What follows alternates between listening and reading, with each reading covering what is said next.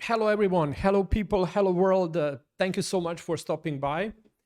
And we are actually so amazed to be again back in Seattle and do our podcast about the Dogs and Awakening. Yes, hello from beautiful Studio City from Los Angeles. We took a short little vacation, but that doesn't mean that we weren't busy creating. So maybe, be on the lookout for those new things that Sasha has been developing and continues to develop. So, Sasha, let's get right into it. Do you want to share about your new book that's due to be released here shortly? Shortly, you mean in June? That's very shortly. But okay, listen here first. I was in this little. It's not a little. It's a kind of like a big research that somehow we overcome thinking about, and the idea of why it's so important to understand this dog-human interaction from the right level is because you might won't believe, because you maybe that never crosses our mind. But let's see what fun facts are telling us. For example, according to the National Library of Medicine, more than 4.5 million people are bitten by the dogs each year in the United States. Around 800,000 people a year require a medical attention, like ER attention, hospitalization of those bites. And unfortunately, 30 to 50 people die every year of dog injuries by dog. And unfortunately, more than that, 80% of that are children. So when you understand that actually the people gets injured by the dog that we love so much the most, not only injured, but injured in such a way that some of us end up dying, it's humiliating. The people, we were never on a high awareness of consciousness since the human civilization exists. Yet somehow, with this beautiful creature that we create such an amazing relationship with, people cannot find a way to communicate. Something is broken in this code. The people end up talking about. Let's find some more facts. I was coming down to. Okay, here it goes. Approximately 6.3 million dogs nationwide. This talks only about the U.S. enter shelters, so being abandoned from their humans, from their families. And approximately 1 million dogs a year get euthanized because they can't find a new home. And those are dogs that the people tried to live with and somehow couldn't find a way.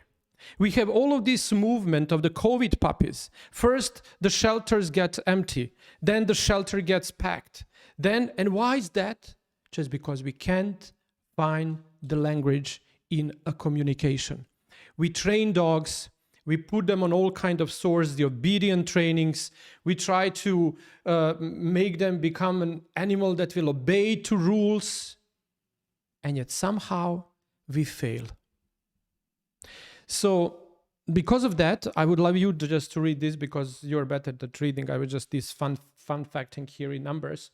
So please read the introduction of the book. That's very, fastly getting together because we already went through a, introduction. I'm going to tell you a little more about the book, but then I'm going to keep you in the loop as the book progresses with the content of the book. And then as we go through the chapters, I want you to understand like what the chapters are all about. So we kind of build this momentum because, when I released the book about the Dogs and Awakening, Yes. And the Dogs and Awakening is an amazing context and an amazing book with the great topics. And we had a lot of good reviews, very emotional reviews about a dog together finding a way next to their animals, especially dogs. But when I discovered this relationship and emotional entanglements that the dogs and human has, I was just, putting that out there in a book. And maybe as some of my mentors would tell me, and also people that helped me write this book, is actually I was too hard on my readers, too hard on the people, wanting with them to understand, oh my God, this is how we live with the dogs, and this is how the dogs are teaching us, this is what we can learn from them, and things like that. But the most importantly, what I was missing, because that was my part of my knowledge that I was accumulating slowly over the 30 years, I didn't give that book the context. So when we understand how the dogs evolve and where do they come from and why and how and which kind of dynamic happened then down the road, we actually end up understanding that there is only one way to interact with those animals, and that's on a level of harmonious relationship, that contract that both of the species fulfill as promised. So that's the most important thing, because all of these injuries, all of these, it's kind of like it's a kind of it's completely ununderstandable that the number one domestic animal that kills humans is a dog. It's not the mosquito. That's not a domestic animal. It's not the snake bite. That's another. I don't know what is a third or fourth, but there is the dog is Shark a attack. fourth. I don't think so. It's a shark attack. It's a mosquito for sure. There is a snake as well. There is some other animal that the people, maybe humans are, maybe humans attacking humans is also a very big problem. But the domestic animal that kills the most and injures the most amount of the people a year worldwide, it's a dog. How that comes? Man's best friend. Man's best friend. Where that comes from? We are ruining the relationship. We are ruining the potential because we think, and the ground fundamental relationship rules are not in place. So listen a little bit about what is a book telling you, whether I'm going to read the introduction, and then we'll discuss a little bit more of that.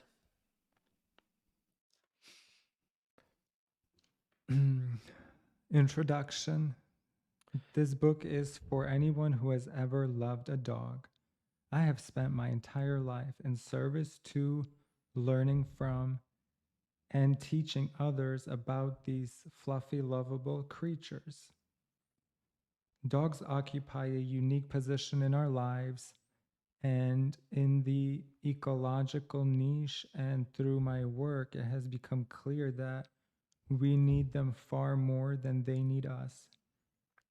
It is my goal with this book to not only share my knowledge that I have gained through 30 years of experience as a stylist and trainer about dogs, but also to illuminate the nature of human relationships as well. Through learning about dogs, we can learn about ourselves. However, there is a problem in our relationship with dogs. Currently, the system is broken. Dogs are locked up in shelters, have severe health issues related to breeding, and suffer from emotional issues. Not only that, but humans have come to rob dogs of their lives and dignity to life. How did it come to be this way? The brokenness stems from a fundamental misunderstanding about the very nature of dogs. Dogs, for all their cuteness, their playfulness, and agreeableness, are fundamentally wolves. Genetically and from a biological viewpoint, they are the same species. They have simply disguised themselves in order to better survive. They are wolves in doggy clothing. To truly understand dogs, we have to study.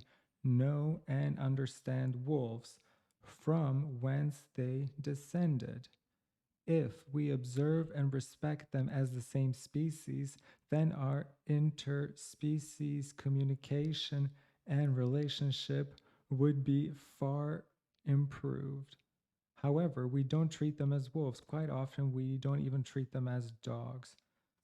We interact with them as we would other humans. We form deep emotional bonds with the ones we consider members of our families, but that bond has blinded us to the fact that dogs have very unique needs. Their cuteness, which served as an important evolutionary advantage, has now backfired. The result of humanizing dogs has been detrimental to both species, Homo sapiens and Canis lupus alike. During my time as an educator, many people often assume that their dog is displaying problematic behavior. Their dog pees in unwanted areas, displays aggression towards other animals or people, or they bark too frequently. However, as we will see, all dog behavior is simply communication. Our dogs are trying to communicate with us, and these communication techniques directly derive from wolf behavior. Therefore, this book will not only cover the essentials of wolf behavior and communication, but it will also go back to the very beginning. We will cover how wolves evolved alongside humans, what forces and factors played into domestication, and by studying wolves, we will form a much deeper understanding of dogs. But there is more going on here besides biology, genetics, and domestication. This is not just the story of wolves into dogs. It is also the story of how dogs have helped and can help us become better humans. Simply put, this is a story of humans and human relationships as well. While dogs play an important role of our lives, they are only part of the story. Our relationship with dogs is not the only broken system. Human family and social structures have fragmented as well. We can sense this intuitively by the number of foster children in adoption agencies, strife and warfare, gang activity, and children not speaking to their parents for years, sometimes decades. If we could understand and analyze the ideal family system, we could understand why we're broken. That is where dogs enter the stage. They can lead us toward better understanding, but we must take the final step ourselves. Only by developing better relationships with our fellow humans will we truly be able to love our dogs as we wish to be loved unconditionally. Say something. Where do you go? Beautiful, What does it, magical. what does it mean? Beautiful, magical. Are you okay?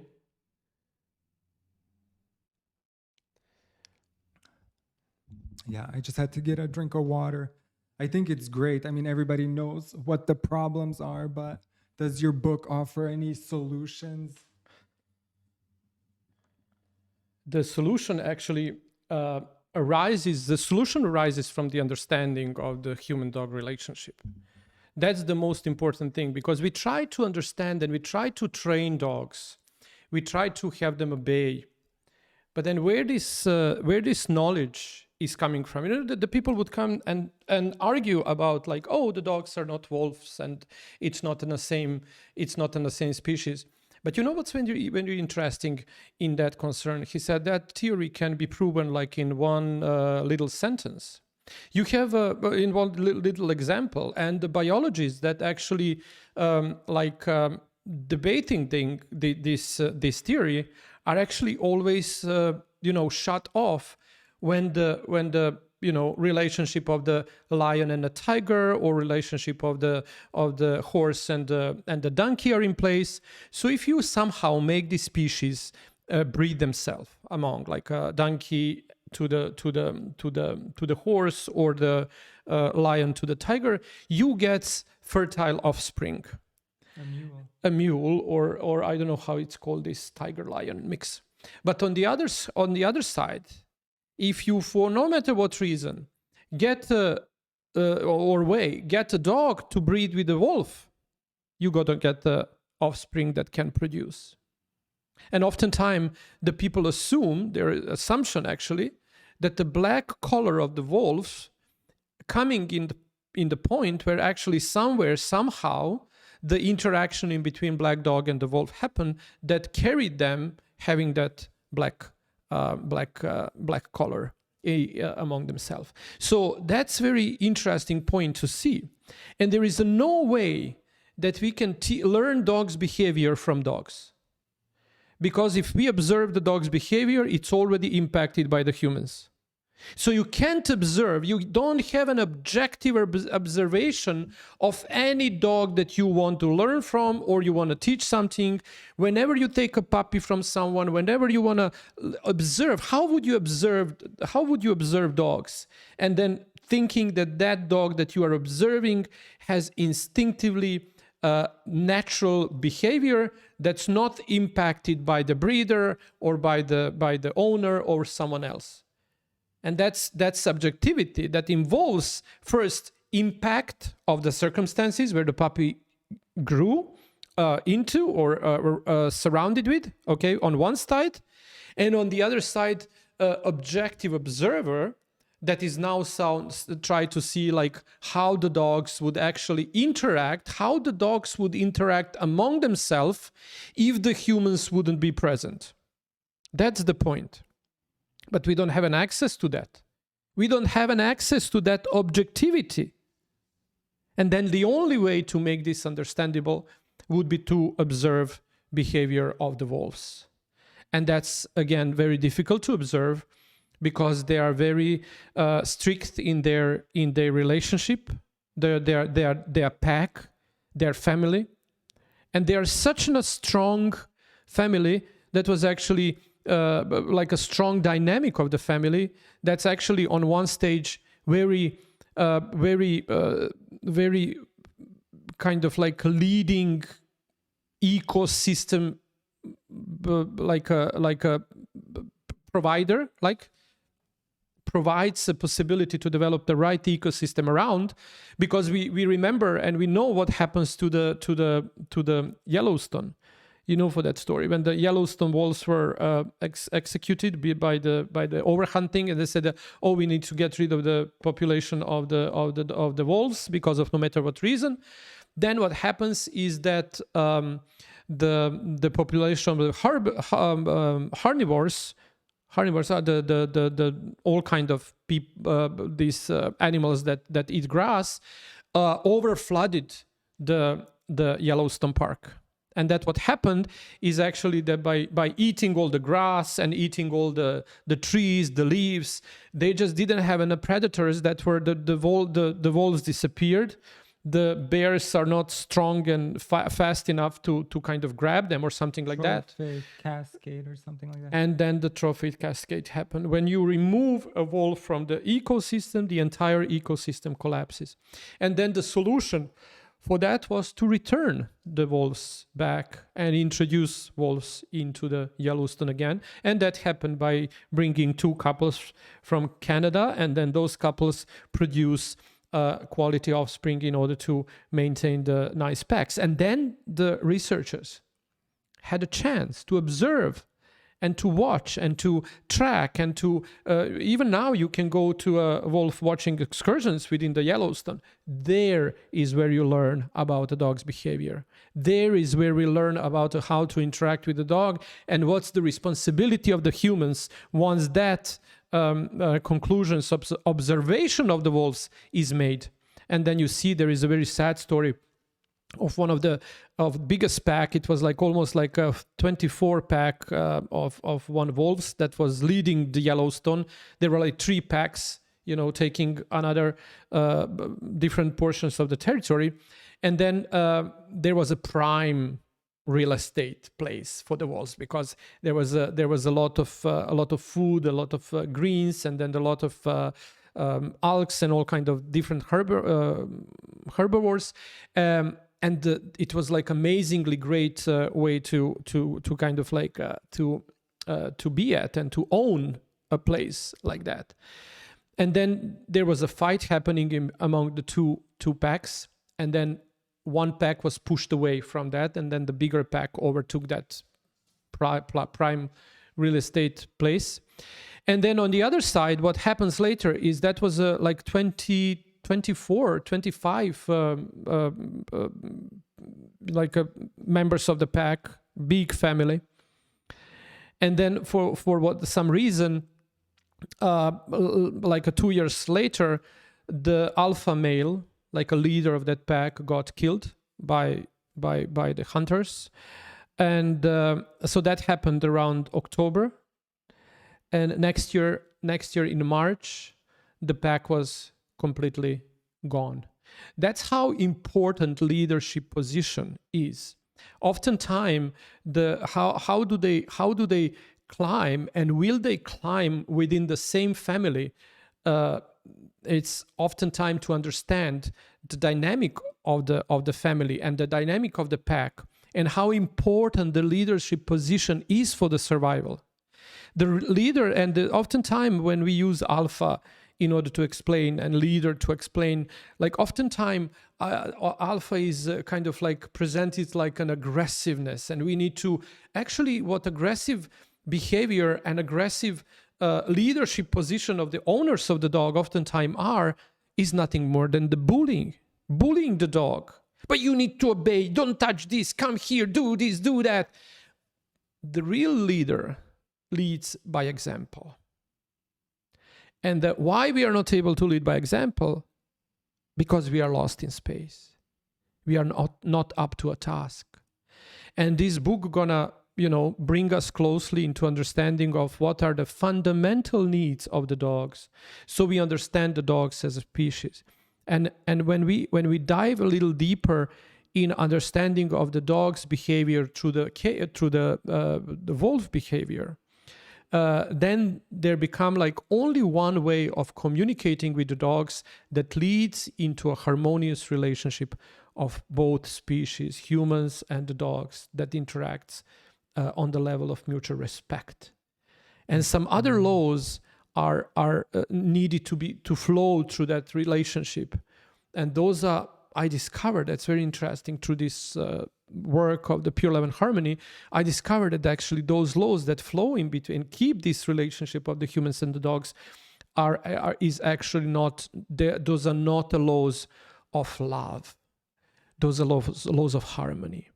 It's kind of like when we want to, that's kind of very crucial. You can't apply, for example, a vacuum law of the quantum physics into a like a material world. Neither you can apply the law of gravity into a quantum physics. So those fields and the material realm and the quantum physics and the ether and the like how you call those energetical fields, they operate on completely different laws.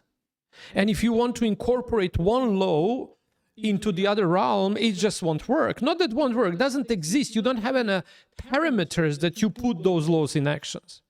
And that's how it's not forbidden to love dogs. Just don't love the dogs out from necessity. Become an abuse, emotional abuse. We should develop a harmonious relationship with the dogs, full of respects and responsibilities that arises from that. And then by doing that, we gain a strength to love our fellow humans.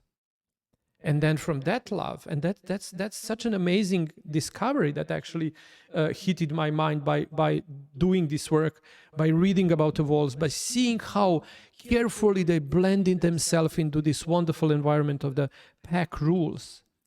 And then, observing a dog family, like a human family, from the point of family constellation, all of those rules that thrive within the family are the laws of love.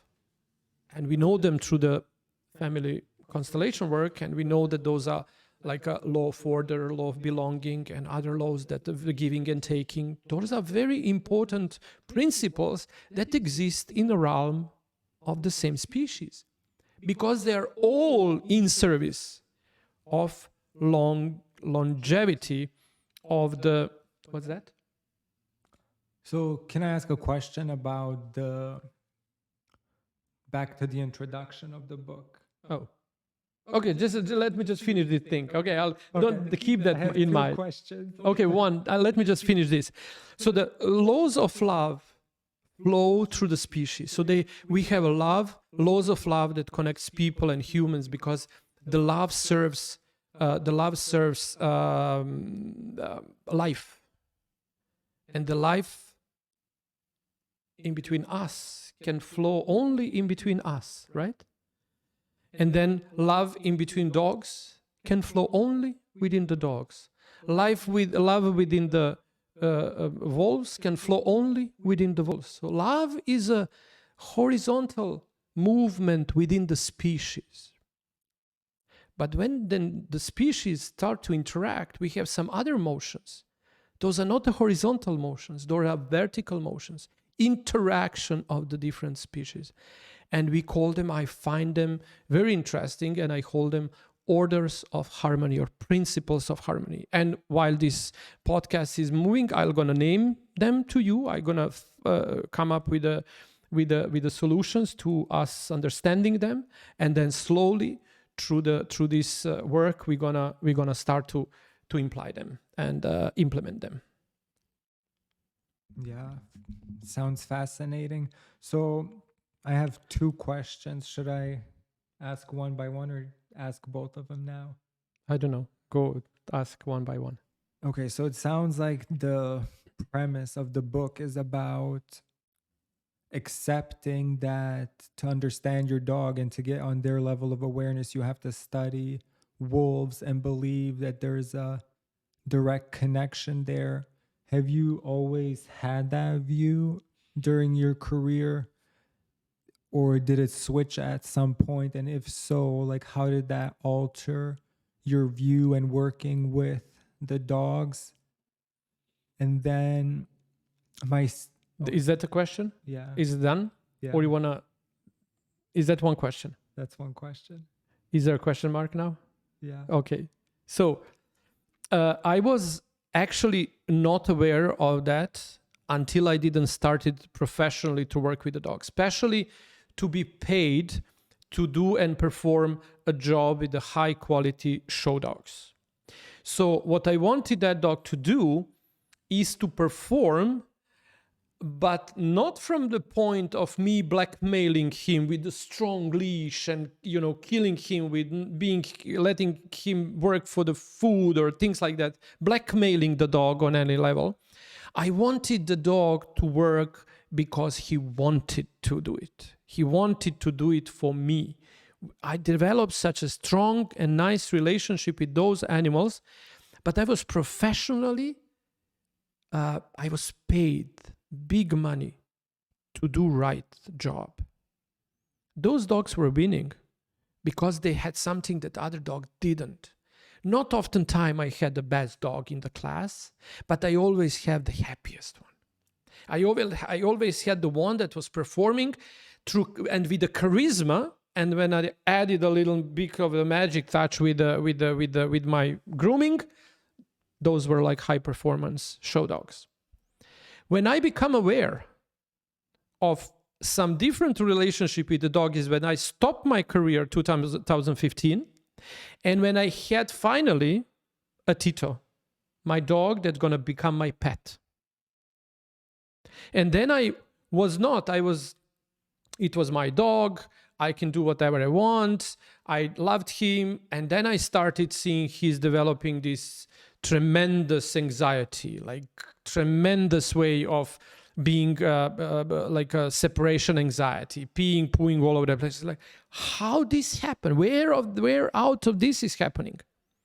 And then when I needed to understand, like then I was, changing my curriculum of the academy. I wanted to have to my students to understand like how the dog become a dog. And then I went. There was like an interesting question arises. It was like if the dog is evolved from the wolf, and we all know no scientists doubt that the beginning of the evolution circle for the dog is a gray wolf. If that happened, why then we can't introduce the Darwin theory of evolution to the dogs? Because we have a wolf and we have a dog present at the same time. We have a beginning and the end of the evolution change present at the same time. If that's true, that the dogs were domesticated and made of wolf, why none of the experiments of the domestication of the wolves ever succeeded? We have a wolf watching. We had an experiment in Hungary, in Austria, in America. You have those experiments going over and over and over, and you have always failed. They always fail. Oh, you need to take on a puppy from the mother soon they born. Okay, then don't take it when it's born. Take it when it's 5 days, 10 days, 2 weeks, 1 week. No matter when you take a wolf puppy, you won't be able to domesticate it. You won't be able to start and initiate a domestication circle. And then the question becomes like, did the domestication happen at all? And then when I started to interact and to understand, then I was thinking like, what was I doing right to my show dogs and the clients that I was not doing with my pet? And then I understood emotional entanglement. I was appreciating the show dogs because I was paid for, but I was loving my pet that becomes obsessed about my lack of leadership position at that time. And again, when I say leadership position, I'm not meaning bully, that I will give you food only if you obey to me. I'm not blackmailing you. I want to learn language of the dogs so I can communicate with them. I can create an environment as a more conscious and the leader of the little family now that the dogs belong to. I can create a circumstances for the dog that when the dog communicates back to me, the behavior that I get through the communication, like a communication that I get through the behavior, becomes peaceful for the entire family, for the surrounding, and for everyone involved. And you can't develop that if you don't learn from wolves. The teachers for the trainers, I don't know how would we call it. It's not a trainer because you don't train dogs to behave. You train humans to communicate with the dog on the language that's understandable to the dogs. And that's language with no words. That's a language of action, of doings and not doings. Does that explain the question in a lot of words, I guess? But yeah. What's the other question? Well, so you said after you implemented, how did that change? Like you working with dogs, it was just, you said they served you or not served you. They cooperated because they had a choice. I gave them the free choice. will, or was there still like a restraint with the lead involved? No, I did. So I led them to the proper behavior. So I created the circumstances in which, when behaving a certain way, I would get the behavior I want, right? But I didn't know why I'm doing it so good. I didn't know. I couldn't grasp. If you would come to ask me why I'm doing that, I wouldn't. This is what I'm doing, but I didn't know why that gave me a success, right? And now when you need to teach someone, you need to give them something more. You need to give a context to that, right? And I didn't know why there is a context. Especially, I was not aware of that, doings and not doings, until I didn't have Tito, dog that I got emotionally involved with because of the trauma and drama I was going on in my life. And then I got emotionally involved with that dog, and entire dog health collapsed. And today I see the same pattern happening in human-dog relationship to a people close to me, to the people far away from me, to the people I observed, to the people I know, to the people I knew, and especially when you come to numbers, when it says like we kill actually every single dog. It doesn't matter. Like we said each year approximately 1 million shelter dogs are killed and euthanized. But what's the difference? Like we kind of brag about euthanasia of the dogs in the shelters, but then anyhow we euthanize the dogs on the end of their life. I'm very much against euthanasia because the life and the laws of dignity and dignified life includes a dignified death. And the dignified death mean that I'm able to lead you through the life. So you're gonna able to die peacefully and in sleep, if that's your soul path. So what's the difference? Like why someone will, we are killing these dogs in shelters. No, you're gonna go there, you're gonna take the dog from a shelter and you're gonna save him from euthanasia. No, you're gonna do the same like 10 years later. Sorry, just had to do a sound check. Oh, almost like a half an hour later. Okay. Better late than never. So it's kind of like that's what's also very important, like how these laws of harmony interact and what we do right and what we do wrong and what are the consequences of doing or not doing, right? Yeah, I really like that. And I want to get back to like when you were talking about the waves of love flowing one direction, and then if it's interspecies versus same species. But then where does that argument, so you're coming in with the premise, like your mind already has to believe that there's a direct link of ancestral, inert, or prototype messaging that's already downloaded from wolves into dogs, the same way that humans have, what are they called, like the primitive instincts, where when you see honey or sugar, you just get addicted to it, and berries because our ancestors used to forage. And then we have, we all have those brutish ways about us that we don't like, but, we try to control them the best we can.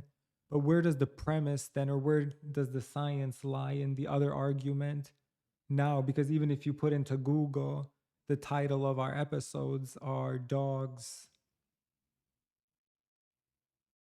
Wolves, and Puppies Clothing, and there's, millions of hits, and the number one thing that pops up, it says, new research has demonstrated that, then I didn't get a chance to read it. But where does that argument, or how do they rationalize that it's, that it's so cut off, that it's not the same prototype of behavior?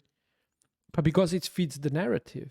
It fits the emotional need for the man to understand that actually the dog is some other animal that requires some other attention. I do agree with that, because, for example, if you want to have a, let's say, open the grooming shop, for example, and in some states you need to have an being inspected, and you need to get the Department of Agriculture approval for the operation, right? So you need to put your grooming shop for the dogs up to a certain code, and the code is managed and observed by the Department of the Agriculture.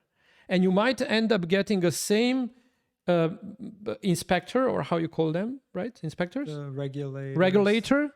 That may be licensor, permits, or whatever, that just gave the city. Yeah, but the same office. County. The same office maybe just approved the butcher house half an hour before your grooming shop.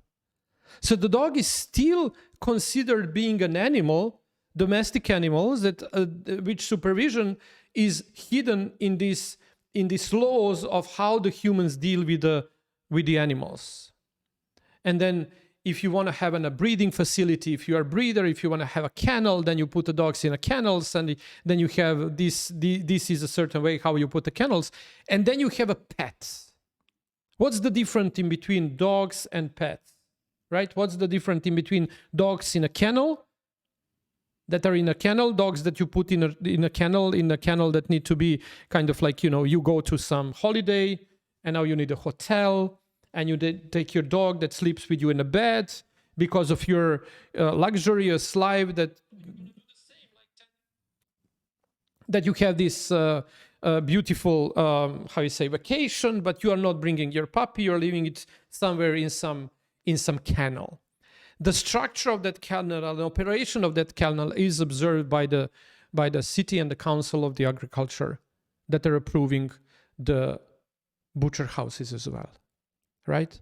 Department of Agriculture. Yeah. So now when we're asking here, like, why the people are arguing these things, like every single, deeper analyzed science would get back to a basic foundation of interspecies connection. Are the species able, are the members of these species able to produce a fertile offspring, or they would be able to breed and bring up the offspring that's actually can produce forward.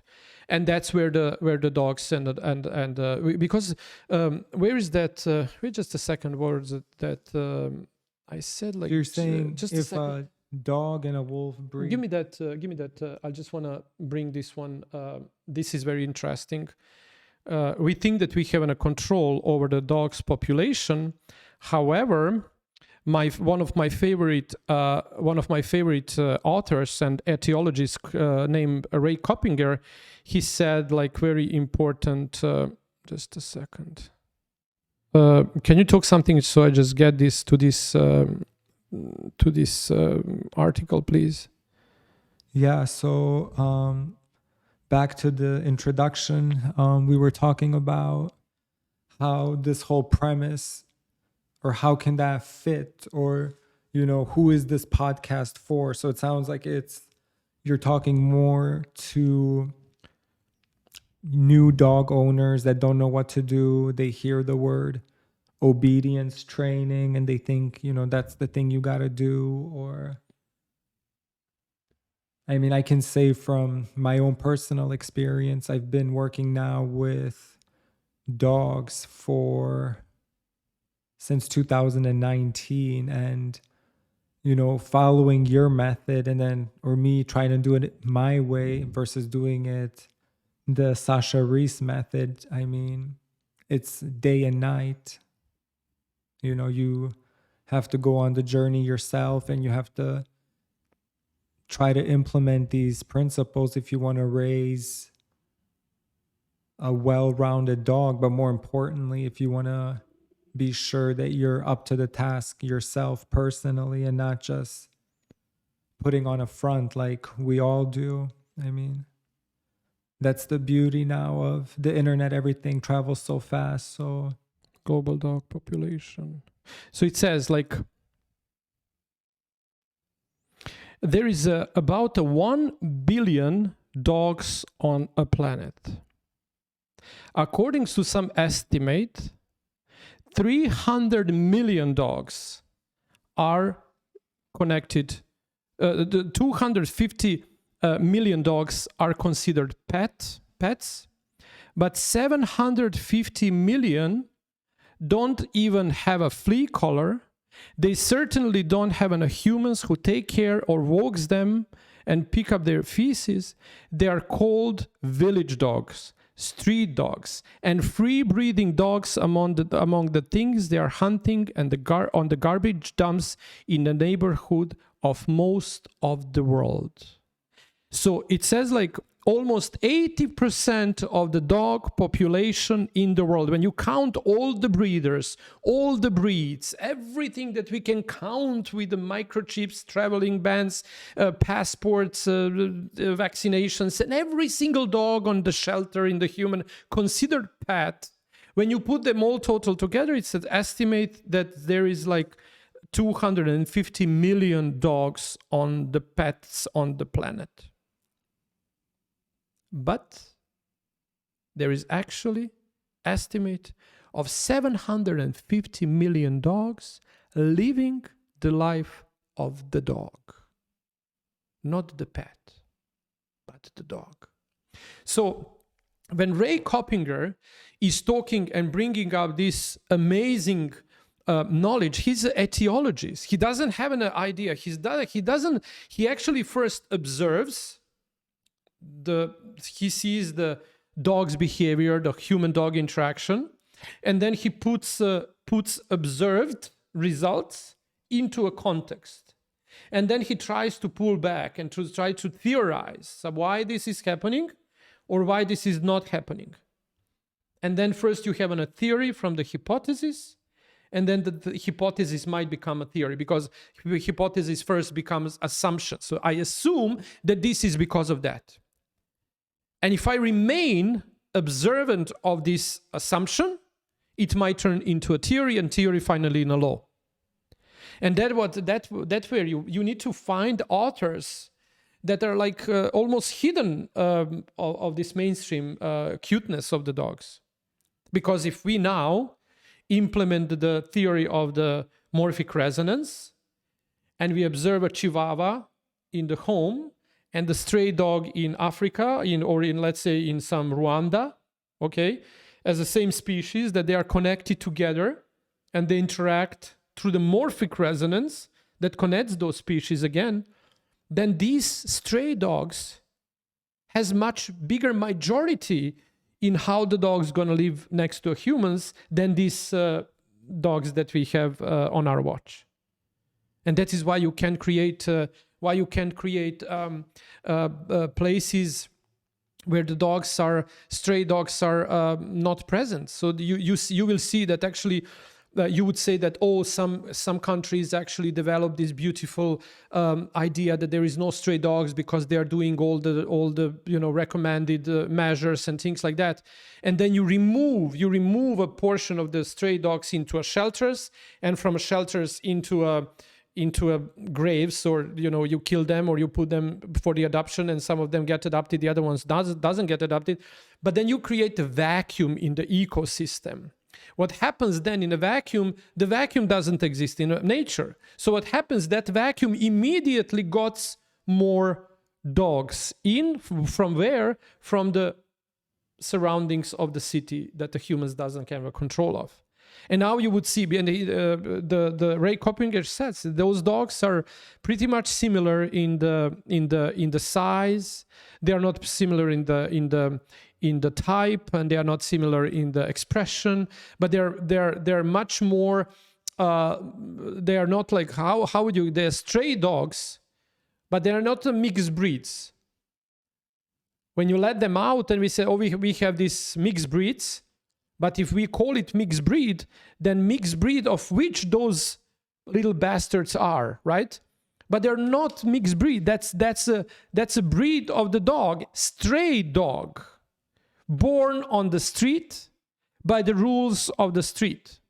And the rules that exist within the social structure of the pack, of the group of the dogs in the nature, without impact and influence of the humans on their behavior through the obedient training or whatever, it's a pack structure. They live in packs. So that's very important to understand that didn't evolve out. That didn't evolve that dynamic, because if you see how the dog communicate with a human, it's the same as two dogs communicate in between themselves. But it's the same way two wolves would interact in between themselves.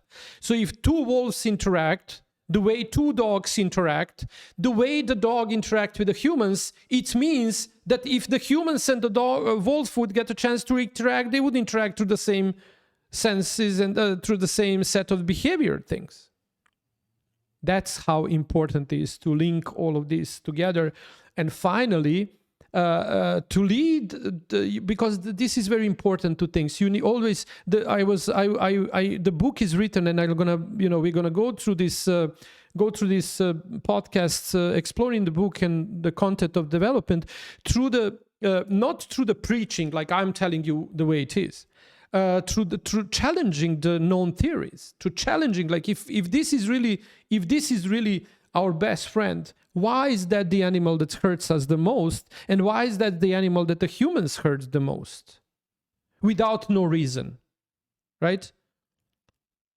And then it's a man's best friend. However, it kills the man out more than any animal next to a man because the link is broken. And the link is broken because we try to implement unimplementable laws in a relationship. So the laws of harmony can lead in the laws of love, but can't replace them. Isn't that fascinating, as you would say? That's truly fascinating. Okay, so do we have any more questions there?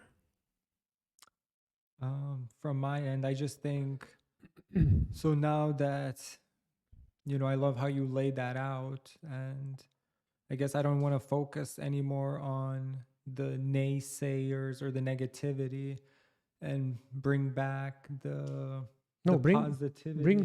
Bring those naysayers or whatever. What do they say? They do say it's just because they don't know.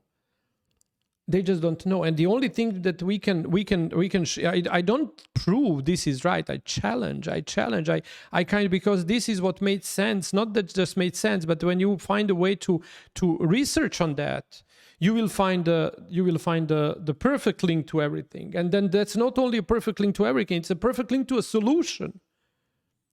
Because this is a solution. The people tend to understand that the people want to find a way. The dog owners are seeking to understand how to develop a better connection with their dogs. And the overall well-being of the pets is very important concern of the humans. And yet somehow those humans develop a dog that are almost killed by the car because you don't know how to behave next to the dog and you don't know how to put yourself in the shoes of the responsible owner. And responsible owner is nothing more just than the conscious leader. And the conscious leader is not the one that abuses the dog. It's not the bully. It's a human that inspires. A little creature that shows by example, by his behavior or her behavior, that's worthy of being followed. And when you prove that you are worthy of being followed, everything else settles free. So the dog, the world around the dog is a very peaceful world. There is no place where all kind of those, because that's exactly what kills the dog, kills the kids. When the kids see how the mom or the dad talks when they see a cute little doggy, they would say, "Oh my God, how cute you are!" Where is the most attacks happen? The most attacks happen to the hand or into a face. Because we are too close to them. The kids are too close to them. And why the kids are too close to the dogs like that? Because they see that from the parents. And the dogs just can't stand that. Because that's attacking that privacy, attacking the space that the dog is to protect. And that's when the attacks are happening. And it's not that 80% of these attacks happen in order to protect. So it's not an owner attacks towards their dogs. It's a dogs attacking other people that are approaching with this anxiety of, "Oh my God, how cute dog." And then next thing you know, off the cliff. And then when the kids see, "Oh my God, how beautiful puppy," the owner doesn't even have a chance to say, "No, stop." Because we would find that very offensive. And when we take a dog to a doggy park, it's another level. We think that the dogs play there and with the other dogs and things like that. They enter that inter-pack activities. And you never know when they can end up fatal. Maybe 10 times, 100 times, 200 times, nothing going to happen. And then occasionally something's going to happen. It's not a question, will it happen? Just the question is when. And when it's happened, oftentimes it's too late. And the people just fail to recognize the rules and act accordingly because we need that emotional support that we didn't have or don't have. And that's not a problem of the dog. It's a problem of one that tries to solve the problem. It's nothing wrong in that. The seekers will find the path. The problem is being entangled and expecting that because it's easier to deal with the dogs, the old wounds, the childish traumas, gonna just resolve themselves if put under the carpet. It's childish, it's irresponsible, it's painful as well. But as a grown-ups, at this level of consciousness and awareness of the humanity, it's disrespectful towards our own life not to seek the solution. Was that too hard? No, I love that. It's very inspirational. It's very Sasha Riess. It's okay. So I guess thank you for tonight, right? yeah, thank you for tonight. Thank you everyone for staying on. Thank you for all the comments, like, share, and see you next Thursday, same time, 7 p.m. Yep. Okay, we love you. Thank you and bye.